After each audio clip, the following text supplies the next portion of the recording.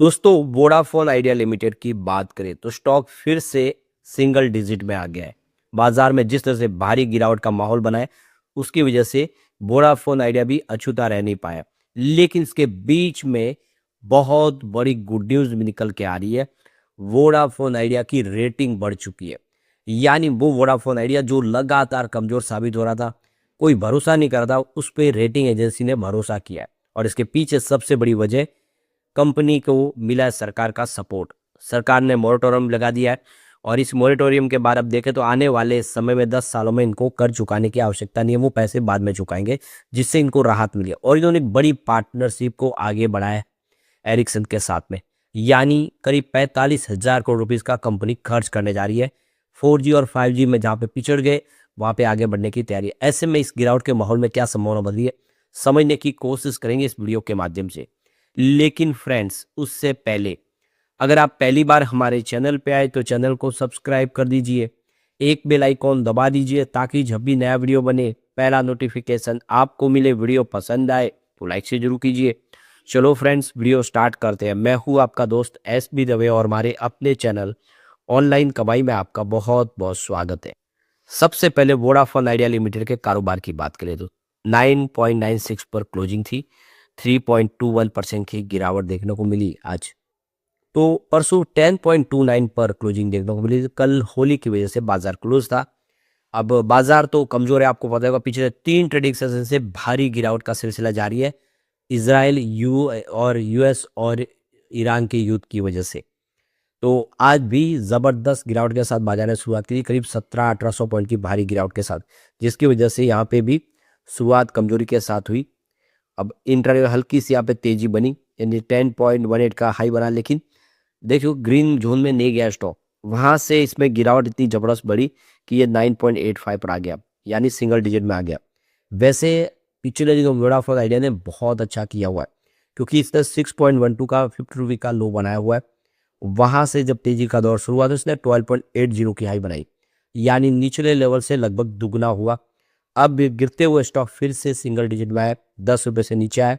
इससे लोगों को थोड़ा सा डर यहाँ पे दिखाई दे रहा है।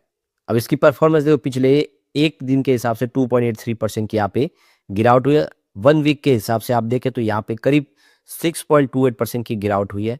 पिछले एक महीने में 4.81% की गिरावट हुई है। यानी अगर आप देखें तो पिछले एक साल में स्टॉक कमजोर साबित हुआ है, लेकिन 3 मंथ के हिसाब से अभी भी 1.5% की इसमें तेजी देखने को मिली है। और पिछले एक साल में 36.29% की यहाँ पे अभी तेजी देखने को मिल रही है। 3 ईयर का रिटर्न 48.06% पॉइंट हुए। लेकिन जिसने पिछले 5 साल के हिसाब से इन्वेस्टमेंट करके रखा हो उसको अभी भी लॉस हो रहा है 9.34% का। तो वही फायदेमंद रहे जिन्होंने 2-3 साल के अंदर निवेश किया है। और आप समझ सकते हो कि बहुत सारे स्टॉक इस समय जो अपने 52 वीक के लो के आसपास पहुंच गए, ऐसे समय में अभी भी ये स्टॉक ठीक लग रहा है। अब यहाँ पे जो बड़ी गुड न्यूज निकल के आ रही है, वोडाफोन आइडिया लिमिटेड ने जो एक्सचेंज को जानकारी दी है, इकरा लिमिटेड ने उनकी रेटिंग को अपग्रेड किया, उनकी क्रेडिट रेटिंग बढ़ चुकी है। तो जो लॉन्ग टर्म फंड बेस इनके जो इन्होंने लोन लिया हुआ है, टर्म लोन जो है, उस पे रेटिंग में सुधार हुआ है और आउटलुक में भी यहाँ पे सुधार देखने को मिला है। तो स्टेबल आउटलुक था, वो पॉजिटिव हो चुका है, यानी आउटलुक भी बदल चुका है, अपग्रेड हो चुका है और रेटिंग भी अपग्रेड हो चुकी है। तो 4 मार्च 2026 को ये नई रेटिंग प्राप्त हुई है इकरा की तरफ से, तो इसकी जानकारी दी गई है। ये रेटिंग एजेंसी देख लो कि इकरा है और long term fund based term loan है जो वोडाफोन आइडिया ने लिया हुआ है। इसके ऊपर जो रेटिंग थी पहले, वो इकरा की तरफ से BBB- की रेटिंग दी हुई थी, यानी माइनस रेटिंग थी, और आउटलुक था वो स्टेबल था। अब यहाँ पे इकरा ने इसकी रेटिंग को बदल के BBB कर दिया है, यानी पहले BBB- अब BBB हो चुका है, यानी रेटिंग अपग्रेड हो चुकी है। इसके अलावा देखें तो आउटलुक भी अब पॉजिटिव हो चुका है। तो आउटलुक बदल चुका है, वो अपग्रेड हो चुका है और रेटिंग भी अपग्रेड हो चुकी है। ये अब साबित कर रहा है कि वोडाफोन आइडिया पहले जैसी खराब कंपनी स्थिति में नहीं रही है। वोडाफोन आइडिया की स्थिति बेहतर हुई है, जो पहले बदतर थी।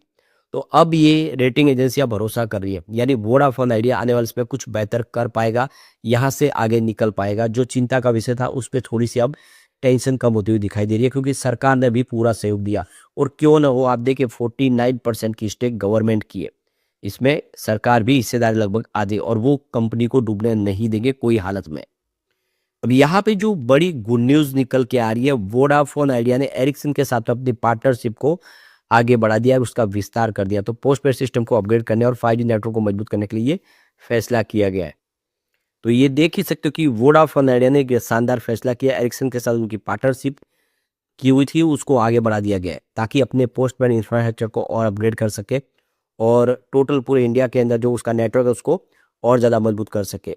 तो ये देखिए टेलीकॉम ऑपरेटर के 45,000 रुपीज़ के जो रोड मैप तैयार किया गया इन्होंने कैपेक्स का, उसको कवरेज करने और क्षमता बढ़ाने और ग्राहक चर्न है वो कम करने के लिए ये फैसला किया गया। आने वाले समय जो कस्टमर लगातार कम हो रहे हैं उसको रोकना है और अपनी कवरेज क्षमता को बढ़ाना, अपनी क्वालिटी को सुधारना है। इसके लिए कंपनी 45,000 करोड़ रुपीज़ का खर्च करेगी और एरिक्सन की इस पार्टनरशिप को आगे बढ़ा दिया गया है। तो इस पार्टनरशिप के तहत एरिक्सन अपने cloud native Ericsson charging platform को तैनात करेगा ताकि वोडाफोन आइडिया अपने पोस्टपेड व्यवसाय को स्केल कर सके और कंपनियों द्वारा वर्णित नवीनतम पोस्टपेड ऑफर प्रदान कर सके, यानी एक से एक अट्रैक्टिव पोस्टपेड प्लान लेकर आ सके।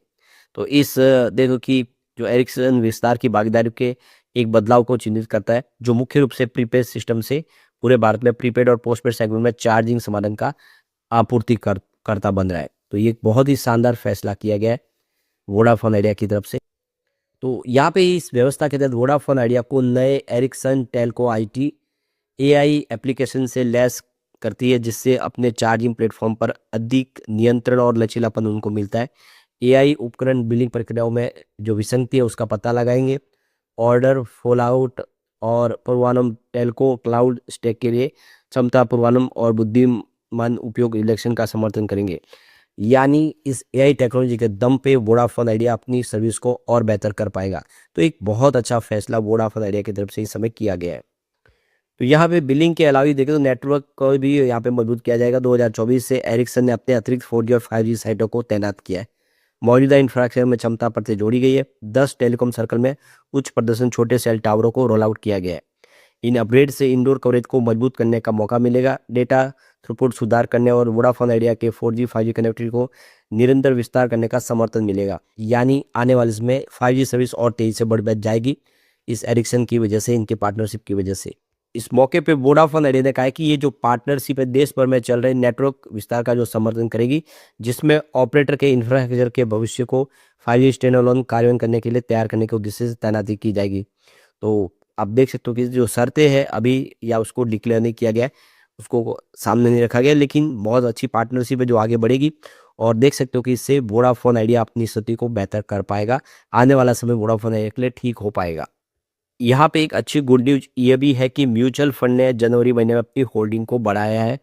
66 म्यूचुअल फंड ने वोडाफोन आइडिया के अंदर फ्रेश एंट्री कर ली है, उनका निवेश बढ़ा है। 20 म्यूचुअल फंड ऐसे हैं जिन्होंने एग्जिट किया है, तो वो म्यूचुअल फंड कम है। जिन्होंने बिकवाली की खरीदारी ज़्यादा है वो डबल से ज़्यादा है। तो इसका मतलब ये है कि म्यूचुअल फंड खरीदारी कर रहे हैं। वोडाफोन आइडिया यहाँ से कुछ बेहतर होता हुआ दिखाई दे।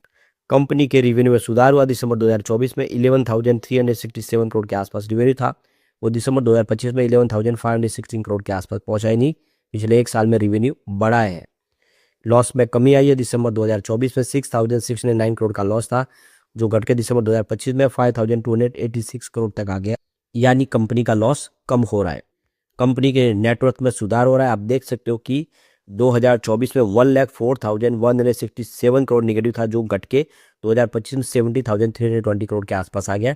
यानी 2024 तक जो नेटवर्क निगेटिव लगातार बढ़ रहा था उसमें सुधार है, स्थिति बिल्कुल कंट्रोल में है और आने वाले में वोडाफोन आइडिया फिर से यहाँ से बेहतर कर पाएगा। बाजार का साथ मिला तो इस समय बाजार की स्थिति खराब है, ऐसे में अच्छे स्टॉक नीचे है।